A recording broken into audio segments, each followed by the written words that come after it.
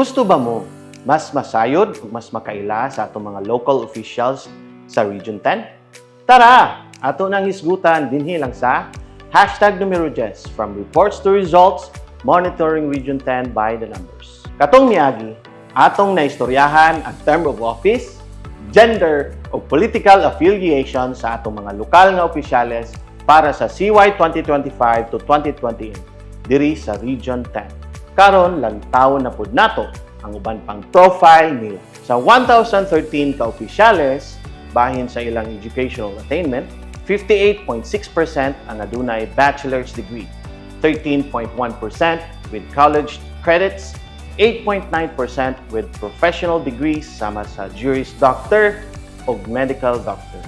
6.3 niini ang high school with or without diploma. 5.1% with master's degree, 2.3% with associate's degree, 1.5% ang elementary with or without diploma, 0.7% with doctorate degree, ug 3.6% ang wala mag-specify sa ilang educational background. Base sa ilang mga edad, ang pinakadaghan nga grupo kay ang 45 to 54 years old na naglangkob sa 26.9% sa total. Kini nagpakita nga ang kadaghanan sa atong mga opisyales kay sakop sa mid to late career stage.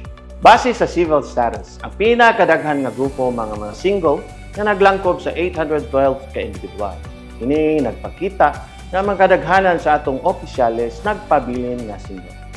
Samtang sa religious affiliation, ang pinakadaghan nga grupo maong Roman Catholic na naglangkob sa 71% sa total. Sa Region 10, 100% na ang naka-encode sa ilang basic profile sa LOPDS. Ug mao ka na ang atong updates. Hatod ka nato sa #Numero10 from reports to results, monitoring Region 10 by the numbers.